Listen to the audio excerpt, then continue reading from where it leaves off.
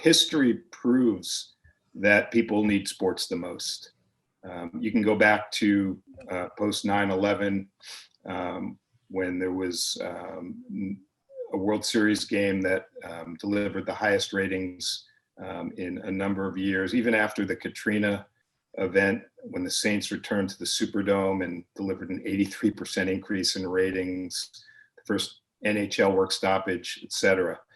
There's always this huge desire for sports coming from fans. What was different this time is that sports stopped for a long, long time, and that left the leagues, the fans, the owners in a much different position. And what I can tell you is that I think all of those people did a really terrific job in trying to figure out how to wade through this no sports environment, all the way down to the folks that worked the stadiums and had to figure out ways to deliver an environment for the games that was way, way different. But when you go from league to league, you can consistently say that the leadership at the leagues, the ownership, the players themselves and the fans all stepped up and were able to deliver a product that, while obviously different, was of high desire to the fans. Dan, tell us about some creative programming, how you guys have pivoted from both a production standpoint and a programming standpoint during this period. Absolutely. Early on, we were faced with a real problem. We didn't have sports for a sports network other than some library content. So we ended up doing some really interesting things with stunting. We created best ofs, we created countdowns, and then we quickly added some new content. Mike Tirico added a lunchtime show shot from his home studio, which was his home office. And we did a few other programs like that. But I think the biggest lesson that came out of the pandemic for us was the ability to really add technology to our production and create a lot of remote possibilities. Our French Open coverage, typically our analysts would be sitting in Paris, we're sitting in Stanford. And the list goes on in terms of our ability to bring people to our studios in Stanford, and based on fantastic new technology and fantastic talent, we were able to pull broadcasts off without a hitch, and in some cases, arguably even more interesting to fans because that technology added features and opportunities to break the programming down in new ways. So what about the buy side? What about marketers? They've looked to you as, this huge amount of inventory. Their investment has changed. Given the circumstance, how have you guys responded to the marketplace in terms of sponsorships, in terms of integrated marketing deals, investment in live around spots? What do marketers want from their investment, and how have you kind of changed your game? Yeah, well, I think a lot of what we've been doing in terms of working with our advertisers and sponsors has less to do with the pandemic and more to do with the way we feel the model works better. When you look, for instance, at our partnership with the USOPP, which is a joint venture between the LA 28 Organizing Committee and the USOPC, we now go to market with the USOPP to deliver sponsorships of the Olympic movement through 2028. That includes IP, games integration, as well as the media that NBC always had to sell. And we feel like by combining sponsorship and media, truly combining it, we're able to amplify everything we do in sponsorship with that media presence and the storytelling capabilities that NBC in particular brings. So that's a model we love. And that's a model that exists with or without, the pandemic that we've come through. What about the experience in stadium, signage, and so forth? Sponsorships, integrated sponsorships that have been so much a part of sports programming. How has that changed?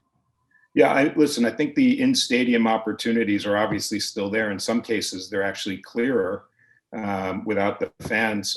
But the obvious negative without the fans is there's less excitement around that in-stadium experience, and harder for the broadcast to express that excitement without fans.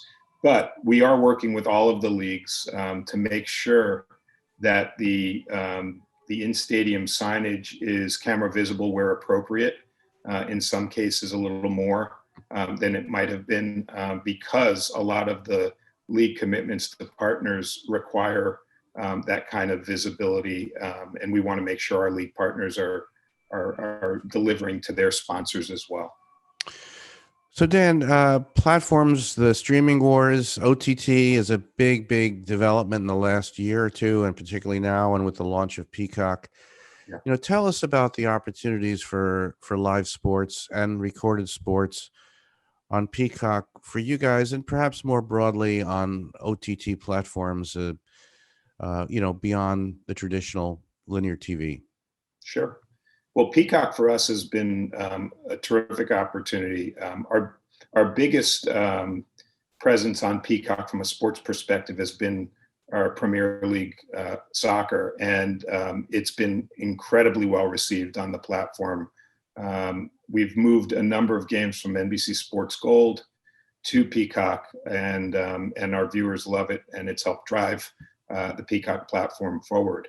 Our hope is to continue to add more sports to that platform as our rights permit. You will see this Sunday our wild card game between the Pittsburgh Steelers and the Cleveland Browns will actually appear on Peacock as well as NBC. So I think that the platform in general is another opportunity to drive eyeballs, and frankly, some younger eyeballs. And that's kind of what we're seeing out of some of the other streamers. And we hope that that's a great way to attract young viewers, but it also gives us the ability to give different camera angles, different broadcast options. And that's, a great way to experiment to drive new passionate viewers to any sport. So, and finally, Dan, I wanted to talk about, reach and targeting around live sports. It's obviously huge, and you can deliver massive audience. By the same token, there are new tools for targeting, notably AdSmart, that you guys sort of integrated in as a result of the acquisition of Sky. Right. Tell us about sort of the reach versus what can be done from a targeting perspective. Well, I think when you think about targeting platforms, they serve one purpose, but they certainly don't replace reach and scale. When I look at something like an NFL Sunday night broadcast, I am never going to want to apologize for delivering 20 million adults to to an advertiser, and that's what you can do with something as big and powerful as an NFL game. However, not all sports deliver that kind of scale, and some sports, frankly, deliver a little bit more precision in terms of types of audiences. I look at our golf audience as an example, a little bit older, a little bit more upscale. And so I think some of these technology platforms, AdSmart being NBC's primary platform to deliver addressable audiences, give you that opportunity to reaggregate specific kinds of viewers and deliver them back to an advertiser in a way that we might never have before. The example I like to give is an automotive company may decide that they don't want to market a new minivan release to women 25 to 54, which would be the old age sex sort of breakdown. Instead, they want to reach moms with 3+ kids, a minivan lease turning over in the next 6 months, and a credit score of 700. Well, we can do that now with AdSmart. And I think our sports properties can contribute to building that audience, but it's just one place we draw from. We might draw from our news audience, our Hispanic audience, our general lifestyle audience, and so forth. And that's what AdSmart does for us.